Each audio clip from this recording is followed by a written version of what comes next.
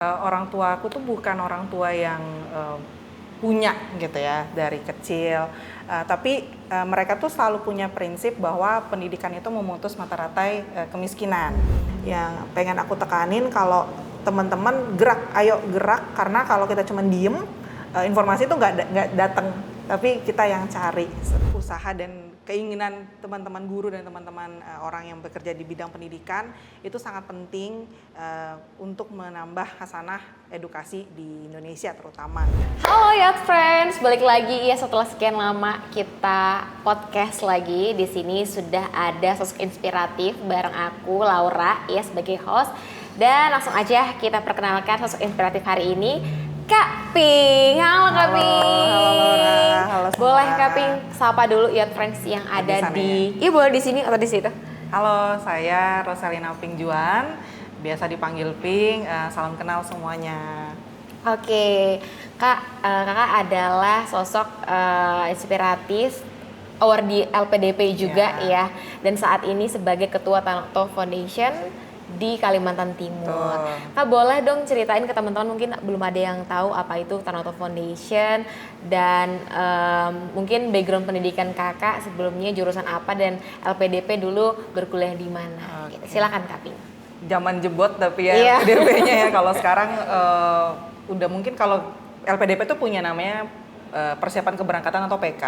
Kalau nggak salah sekarang PK-nya itu udah 200-an. Aku dulu di PK 59, jadi udah jauh banget ya, 10 tahun yang lalu.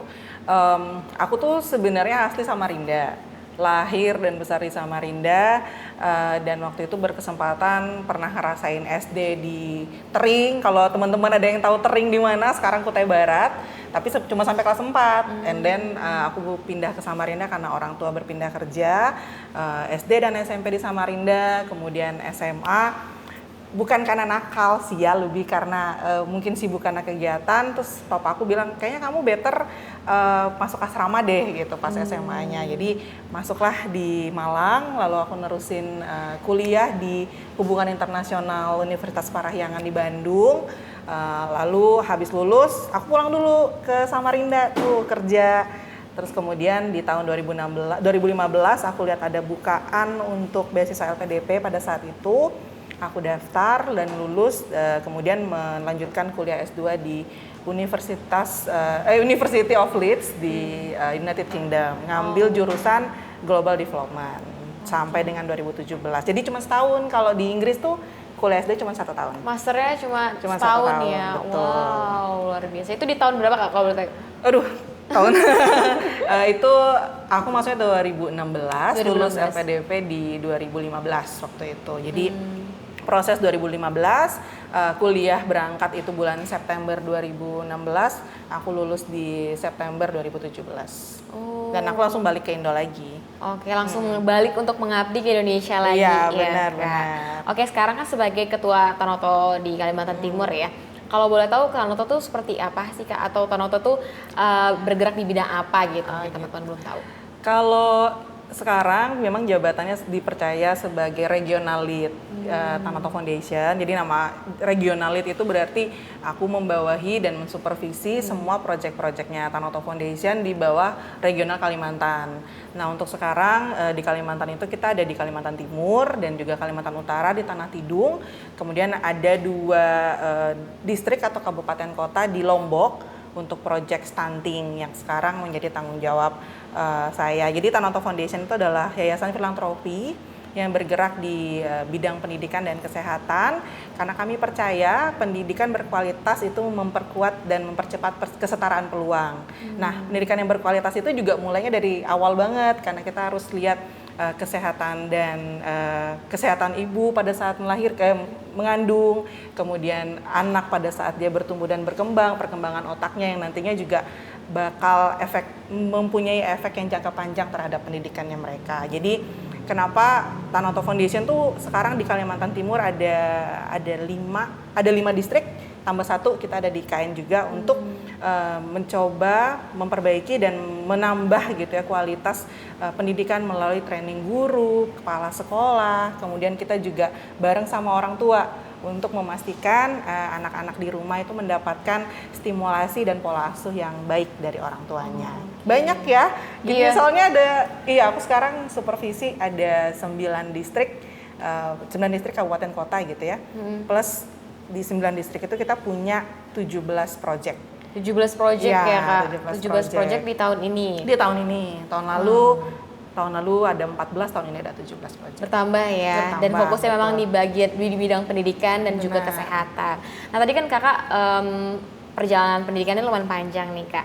Apa sih makna pendidikan bagi Kakak sendiri? Karena Kakak tadi sampai mengajar pendidikan sampai UK, ya LPDP juga. Apa sih makna pendidikan untuk Kakak dan bagaimana pendidikan itu bisa membawa Kakak sampai sekarang?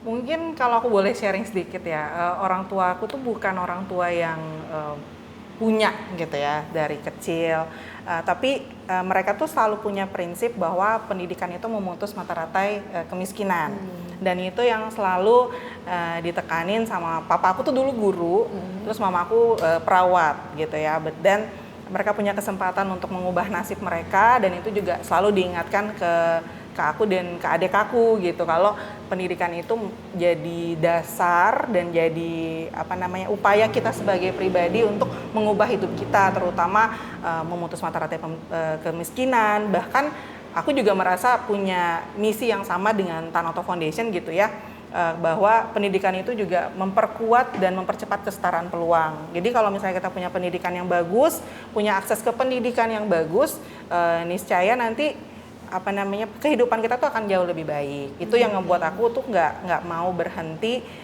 untuk mengejar pendidikan yang berkualitas, kemudian mengejar akses di mana kita bisa mendapatkan hal-hal itu semua gitu. Karena kalau cuman berharap sesuatu itu datang tanpa usaha, jadinya juga kayaknya kurang oke gitu dari betul. Pribadi aku sendiri sih. Gitu. Oke, karena kalau misalnya teman-teman juga mungkin punya kendala di bidang finansial atau juga lain-lain, Tanoto Foundation juga siap membantu ya, karena kita punya beasiswa ya dari Tanoto Foundation. Nanti boleh cek Instagramnya di Tanoto Foundation.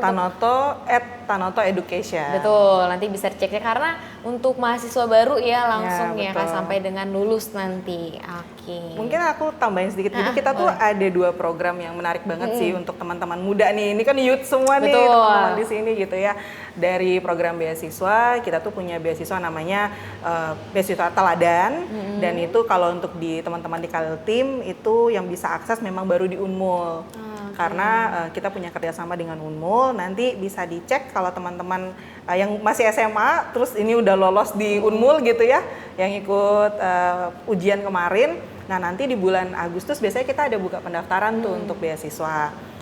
Kemudian kalaupun nanti teman-teman dari Kalimantan Timur tapi nggak masuk di Unmul, tapi masuk di beberapa universitas mitra kita, nanti bisa dicek ya di Instagramnya Tanoto Education. Itu ada beberapa universitas yang kita kerjasama. Kemudian ada satu lagi nih program yang baru 3 tahun kami laksanakan secara nasional gitu ya, namanya fellowship. Fellowship ini untuk teman-teman yang fresh grade. Jadi ini ada yang udah selesai ujian, udah dapat gelar gitu ya, terus masih bingung dan tertarik banget untuk mengetahui kerjaan-kerjaan di social development seperti yang aku lakuin sekarang, atau tertarik dengan dunia-dunia NGO gitu ya, bisa banget ikut program kita, dan ini memang lagi buka pendaftaran sampai tanggal 22 Mei nanti. Jadi cek aja di Instagram kita. Berarti ada 2 program khusus ya, tadi Teladan dan juga fellowship. Kalau teman-teman yang mau jadi mahasiswa baru boleh di Teladan tadi ya Kak ya. Betul. Dan juga teman-teman fresh graduate yang mau cari loker dan juga tertarik di bidang NGO tadi ya, bisa langsung daftar fellowship nanti di bulan Mei. Ini udah buka pendaftaran. Udah buka ya, sampai tanggal 22 Mei. Oke, boleh dicatat teman-teman.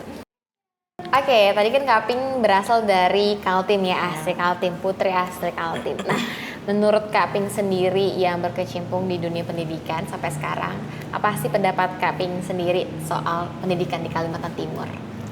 Sebenarnya pendidikan di Kaltim itu sudah jauh berbeda dengan apa yang terjadi di aku 10 tahun yang lalu, 20 tahun yang lalu gitu ya. Banyak aku lihat perkembangan-perkembangan, apalagi sekarang saya dari organisasi, dari tempat bekerja gitu ya, bekerja side by side dengan teman-teman di Pemda. untuk memastikan program-program, kemudian anggaran-anggaran itu tepat digunakan, tepat sasaran. Cuman memang hal yang menjadi concern aku adalah apakah planning itu tuh bisa dilakukan jangka panjang, nggak cuma di tahun ini aja kita punya planning yang bagus, and then tahun depan planning itu nggak dilanjutkan dengan baik. Itu kalau kita bicara dari segi public policy-nya ya. Mungkin tadi kita juga sempat ngobrol bagaimana kesempatan bekerja. Apakah teman-teman di Kaltim begitu mereka punya mimpi gitu ya, aku pengen jadi dokter gitu, aku pengen jadi guru atau perawat, apakah itu juga sudah difasilitasi dengan baik oleh pemerintah? Kita punya, aku kerja bareng banget, dekat banget dengan teman-teman guru. Penempatan guru sekarang lagi dirapiin banget ya sama pemerintah, bagaimana kita bisa memastikan bahwa sekolah-sekolah itu tuh punya guru yang pas, guru-guru yang bersertifikat gitu, karena banyak banget sekolah-sekolah yang bilang kami kekurangan guru, ada guru yang pensiun, ada guru yang mohon maaf sudah meninggal dunia, tapi pasokan guru,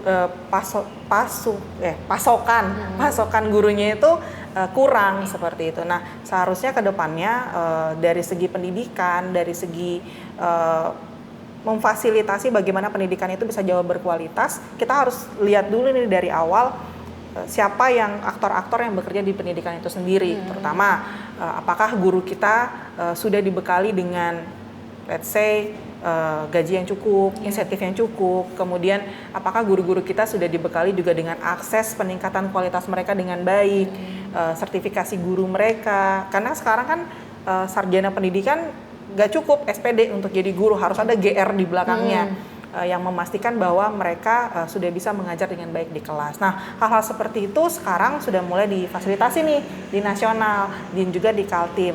Dan itu juga seharusnya bisa menjadikan kualitas pendidikan di Kalimantan Timur bisa jauh lebih baik sih dari tahun-tahun sebelumnya. Dan harapannya nggak cuma bisa berhenti di situ, kita juga harus memastikan hal ini terjadi di tahun-tahun berikutnya, menjadi sesuatu program yang sustainable, bagaimana guru, kalau kualitas gurunya terjaga, kualitas lulusan dari sekolah itu juga pasti akan terjaga dengan baik.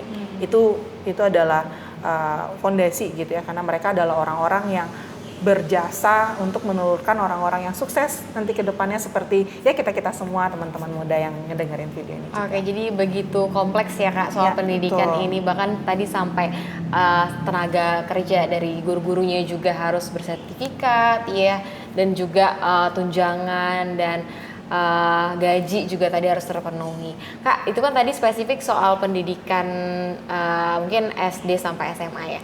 Kalau untuk di kampus atau juga di tingkat universitas sendiri gimana sih Kak di Kaltim? Karena kan kita punya banyak universitas di Kaltim, tapi mungkin masih banyak yang melihat universitas di Kaltim itu tuh nggak sama dengan teman-teman yang berkuliah di Pulau Jawa gitu. Jadi berdosa nih karena aku kan bukan lulusan Kaltim ya. Gak apa-apa Kak, motivasi buat teman-teman dari Kaltim. Sebenarnya betul, udah banyak banget universitas yang berkualitas di Kaltim gitu ya. Dan itu sudah menjadi kemajuan yang sangat bagus, karena berarti kan kita evolving tuh dari yang orang selalu mencari sesuatu di luar Jawa, dan sekarang mungkin teman-teman di Kalimantan Timur udah punya banyak pilihan di sini, ada universitas negeri maupun dari swasta juga. Dan akses udah banyak, udah terbuka. Kesempatan juga udah kebuka banget. Kalaupun ada kesulitan di bidang ekonomi, beasiswa juga udah banyak. Dan menurut aku itu adalah kesempatan ya. Asal teman-teman muda tuh jangan malu untuk bertanya, malu untuk cari informasi, dan juga diam diri gitu. Karena kalau misalnya kita juga nggak proaktif cari informasi dan juga hal-hal mengenai beasiswa ataupun program-program dari pemerintah, itu juga merugikan kita sendiri. Itu sih yang pengen aku tekanin, kalau teman-teman ayo gerak, karena kalau kita cuma diem, informasi itu nggak datang, tapi kita yang cari seperti itu. Oke, baik, terima kasih Kak Pin. Kita next ke pertanyaan selanjutnya. Dan selanjutnya nih Kak, kan Kakak sudah merasakan dua tempat ya untuk mengemban pendidikan gitu ya, di Indonesia dan juga di UK tadi. Apa sih perbedaan yang kakak rasa ketika kakak menjalankan pendidikan di Indonesia sendiri dengan di luar negeri? Itu pasti ada perbedaan dari kurikulum mungkin atau juga dari budaya.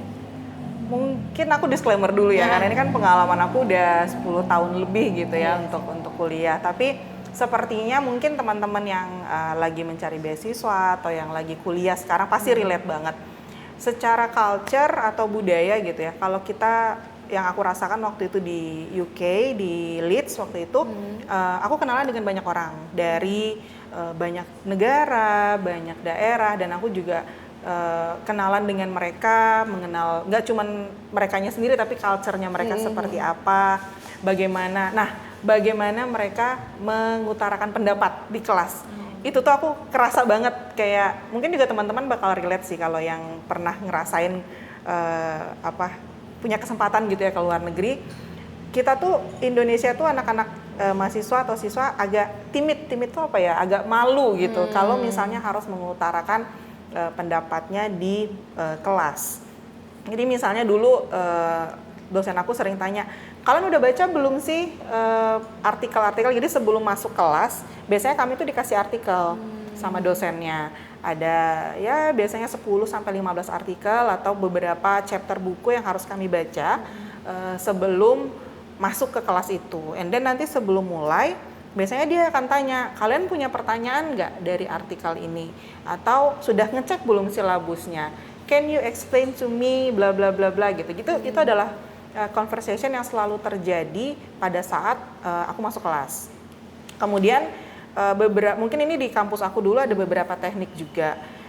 Kita punya kelas seminar yang besar banget. Jadi satu kelas tuh satu angkatan bisa 20-30 orang, bahkan bisa sampai 50 orang kalau kelasnya memang dibuka untuk umum gitu ya, general public class. Nah, nanti ada tuh kelas yang cuman isinya berempat.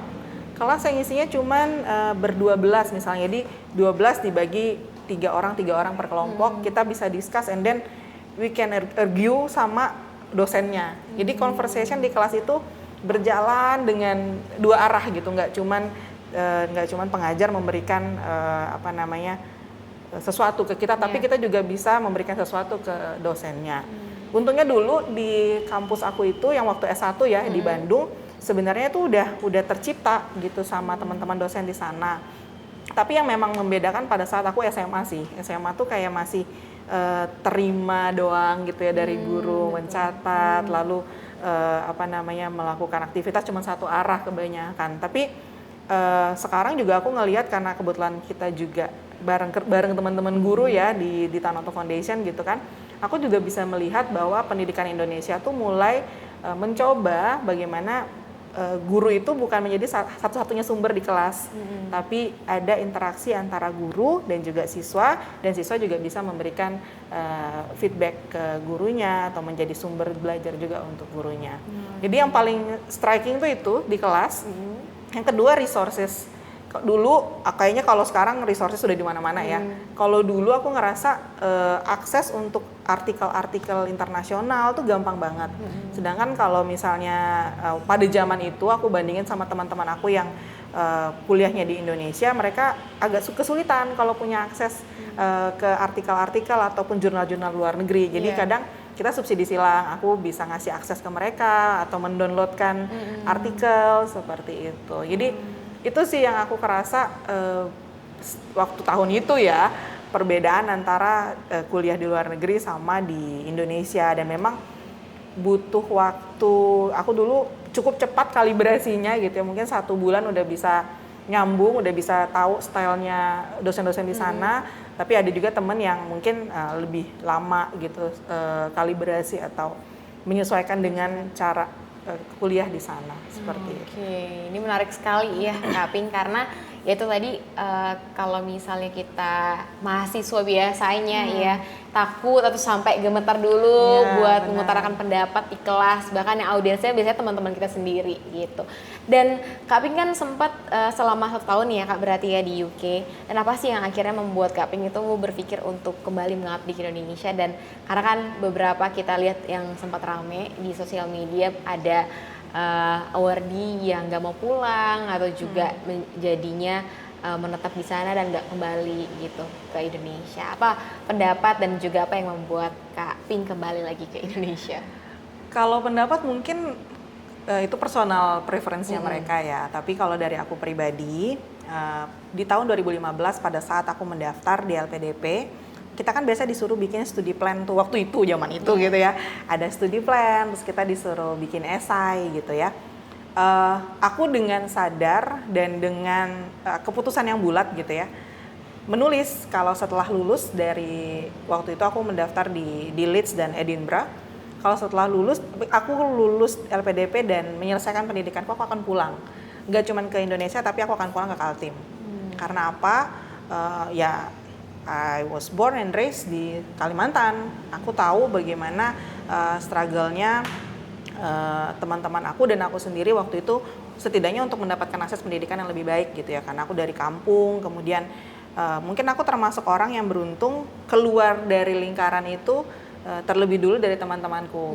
Dan akses itu tetap menjadi permasalahan di Kalimantan Timur terutama, apalagi kita luas banget daerahnya. Kemarin kami habis dapat kunjungan dari Singapura gitu ya, aku bawa beberapa head dari Singapura untuk keliling tuh dari Pasir, Kutai Kartanegara, Samarinda, Balikpapan. Itu pun mereka udah kayak, ini pekerjaan kamu tiap bulan muter-muter Kalimantan Timur sebegini panjangnya. Oh, ini belum seberapa Bapak. Aku selalu bilang seperti itu. Jadi itu yang ngebuat aku dengan sadar, oh habis S2 aku harus pulang.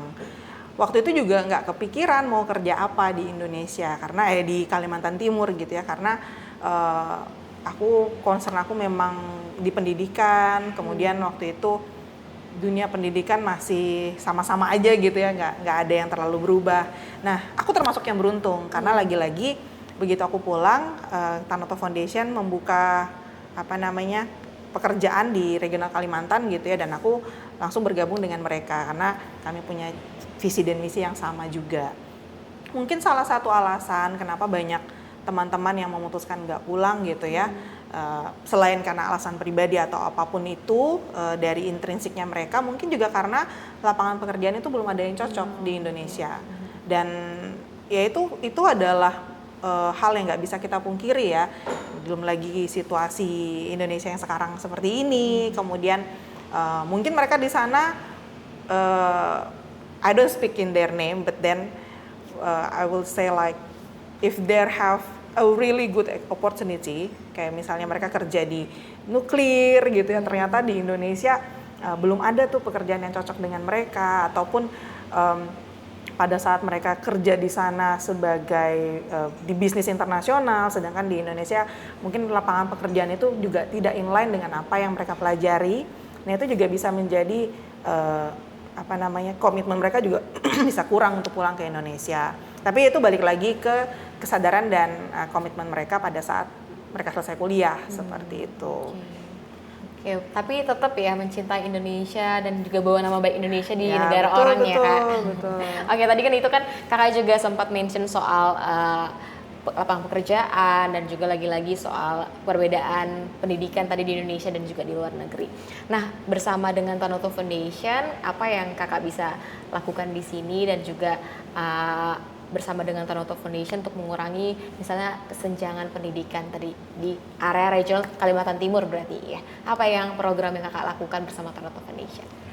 Jadi programnya Tanoto Foundation tuh termasuk lengkap banget ya. Karena kami kalau misalnya di spread out gitu, setiap siklus umur itu ada programnya.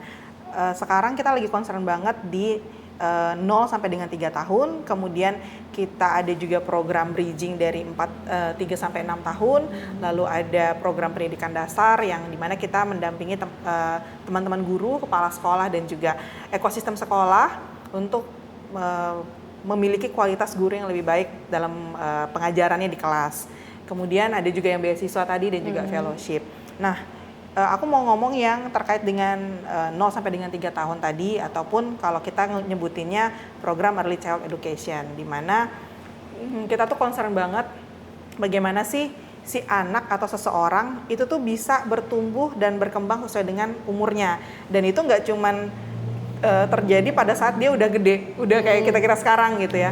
Tapi itu terjadi justru dari awal banget, dari kehamilan ibunya, kemudian pada saat dia melahirkan. Makanya di programnya Tanoto Foundation sendiri dari stunting, kemudian kita di anak usia dini, lalu di program pendidikan dasar bersama dengan guru dan kepala sekolah, lalu kita juga ada di area youth, dan di atas itu juga kita ada program-program dengan teman-teman yang ASN kalau misalnya ada kesempatan gitu ya, biasanya kita sharing juga program terkait seperti itu. Jadi memang kita nggak cuman fokus di satu tempat gitu ya, tapi kami fokus dari seluruh siklus hidup manusia dengan tujuan yang mempersiapkan mereka untuk menambah kesetaraan peluangnya mereka pada saat mereka sudah besar. Kemudian juga kita memastikan bahwa mereka punya foundation atau ground yang bagus gitu untuk pertumbuhannya. Oke. Tadi menarik ya, karena menciptakan generasi yang cerdas itu tadi ada siklusnya, bagaimana dari ibunya dulu yang sehat dan juga tumbuh kembang di 1000 hari pertama ya. Betul. Kalau kata orang golden age. Golden age. Betul. Ya. Nah, Kak, terakhir, karena kan tadi kita udah ngobrolin soal pendidikan dan juga soal anak muda nih ya yang pengen berkesempatan untuk kuliah di luar negeri juga, dan juga mungkin di Indonesia bisa pakai program beasiswa dari Tanoto. Apa sih Kak pesan yang bisa disampaikan mungkin ke teman-teman juga pengajar ya? Kakak juga tadi kan merangkul teman-teman guru ya, dan juga di sektor-sektor pendidikan lainnya, dan juga paling penting buat youth friends atau juga anak muda di Kalimantan ini. Apa Kak yang bisa disampaikan tentang pendidikan gitu? Silakan Kak Ping. Kita kan juga mau Hari Pendidikan Nasional gitu ya. Mungkin aku mau say thank you dulu ke teman-teman guru, teman-teman kepala sekolah yang gak cuman yang ikut program kita, tapi dimanapun yang dengerin video ini gitu ya, gimana usaha dan keinginan teman-teman guru dan teman-teman orang yang bekerja di bidang pendidikan itu sangat penting untuk menambah hasanah edukasi di Indonesia terutama gitu. Dan pembelajar yang berhenti belajar itu tidak bisa dibilang pengajar. Jadi mari sama-sama teman-teman guru, teman-teman muda gitu ya. Walaupun kita bukan pengajar, saya pun bukan guru gitu, Kak Laura juga bukan guru, tapi kita nggak boleh berhenti belajar. Karena kalau sekali kita berhenti belajar, nggak ada perkembangan atau penambahan kualitas dari kehidupan kita sendiri. Jadi selain aku mau nyebutin itu ke teman-teman guru dan teman-teman kepala sekolah, aku juga mau say thank you banget untuk effortnya. Mari kita sama-sama, nggak cuma di program gitu ya, tapi di keseharian kita untuk memastikan bahwa anak-anak Indonesia punya kualitas dan punya kesetaraan peluang yang lebih baik, termasuk di bidang pendidikan. Oke, terima kasih ya Kak Ping, luar biasa hari ini kita udah sharing-sharing, dan semoga ini juga membantu Youth Friends ya yang mau beasiswa tadi. Ya, kalau misalnya mau tanya-tanya soal LPDP atau juga program dari Tanoto Foundation, boleh langsung follow Instagramnya Kak Ping, boleh ya Kak? Di mana tuh Kak? Di Roselina Ping, ya Roselina Ping. Roselina Ping ya teman-teman. Oke, terima kasih ya Kak Ping atas waktunya. Nanti mungkin teman-teman kalau ada pertanyaan langsung ke Instagramnya Tanoto Foundation atau juga ke Instagramnya Kak Roselina Ping ya. Oke, terima kasih Youth Friends. Itu aja dari kami. See you di next episode bersama orang inspiratif lainnya. Terima kasih. Terima kasih.